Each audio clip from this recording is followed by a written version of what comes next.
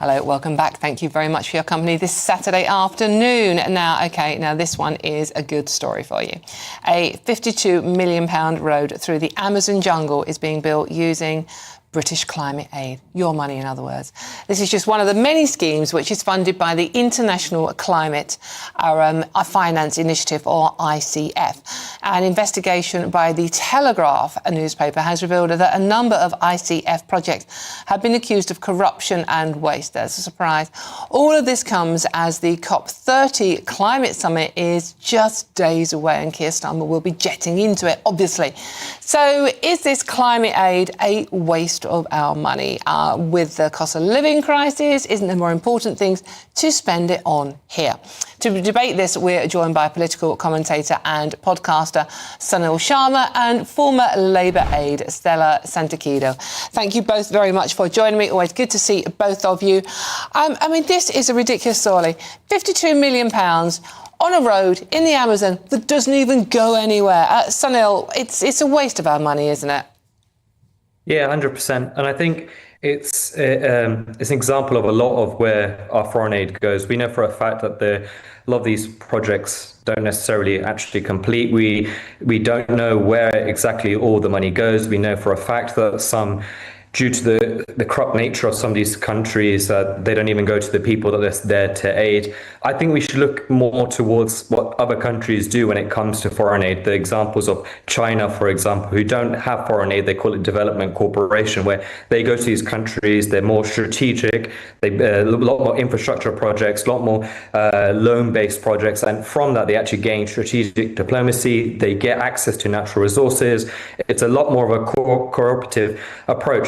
In the UK, infrastructure is failing. People's lives are getting worse on a day-to-day basis, yet we are sending taxpayers' money, British taxpayer money, to projects and places that we have no idea what the impact actually is.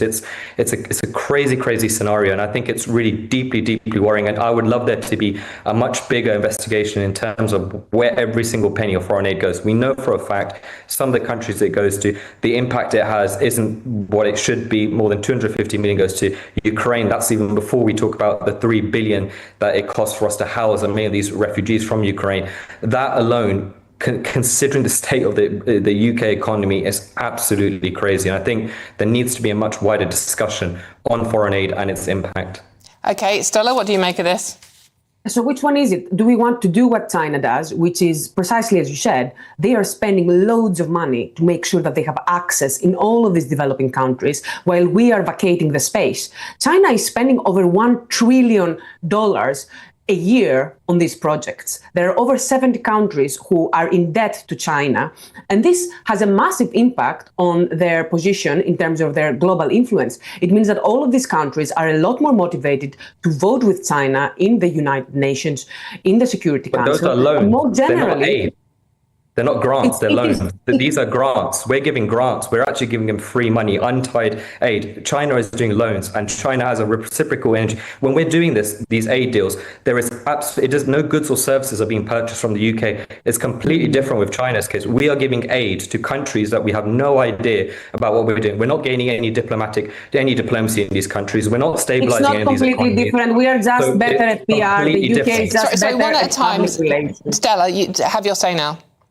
It is not completely different. The UK is just better at public relations, and this is the way that we framed it to begin with, because the UK, as a liberal country, we had human rights, we had all of these things, and we wanted to make sure that all of these things, they were things that we were advocating for. So what you are describing there, these countries are not going to pay back China.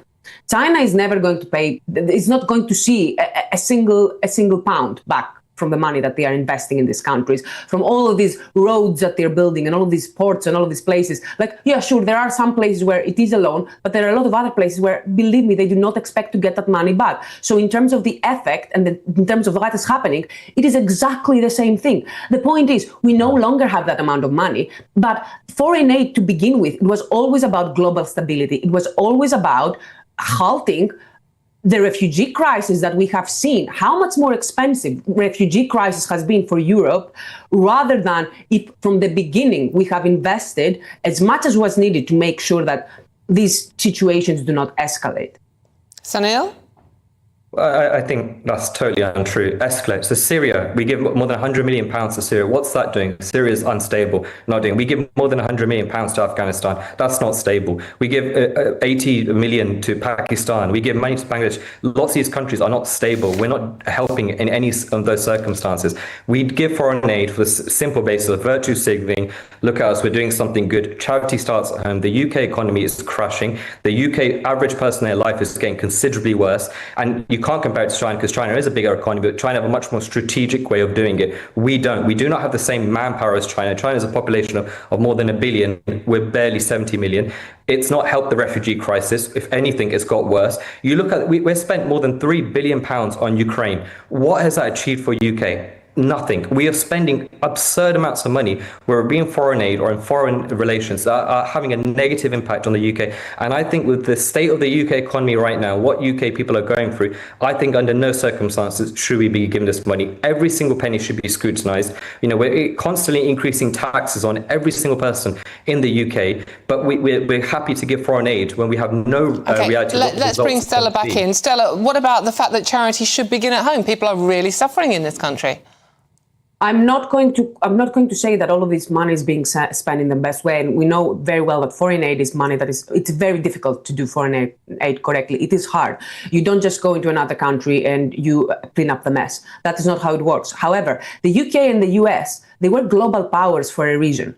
And there were things that they understood. There used to be things that global leaders, American and British global leaders, used to understand about what it means to be a global superpower. And the reason why we are no longer that is because we have completely abdicated responsibility and have forgotten how to do big things. So yes, while I agree with you, there is a lot of corruption in all of these schemes. And I am not at all in favor of having very woolly-mouthed random projects here and there, small projects here and there. But there are things that you can do, and there are things that only big government projects can do. And I do think that some of them really are worth it. And, you know, like I was reading through the Telegraph investigation about this project, and absolutely, they have uncovered some corruption, which we know exists. But then we're saying things like, oh, why are we handing out condoms in Congo? And how is that going to avert climate catastrophe? Well, isn't one of the problems that we have with the refugee crisis that there are far too many young people in some of these countries without economic opportunity? So surely that should be the least of our problems. Surely that should be the least controversial aspect of it. Okay, so Neil, condoms in the Congo are a worthwhile investment for British taxpayers? No, absolutely not. You want to solve the refugee crisis in terms of the UK, shut the borders. I mean, it's quite straightforward. We're not a global power, and hopefully one day that can happen again. But right now, UK is not a global power. And I agree, it needs to do more big deals. It needs to be big projects, but that's not on the basis of foreign aid. That's from business to business. That's in lowering taxes, creating an economy where you actually encourage businesses to stay in the UK, where it's British entrepreneurs, in making a much better economy and making their trade easier so that we can grow the British economy. It's not through foreign aid. It's not through governments going to Congo and helping. Sorry, Sunil. Sunil and Stella, I have to finish that one there. I'm going to finish it on the phrase growing the British economy, because I think we'd all agree that would be a very good thing. Sunil Sharma and Stella Santakido, thank you both very much for joining me on that one. And of course, let me know what you think about there. Would you rather spend money here or in the Congo?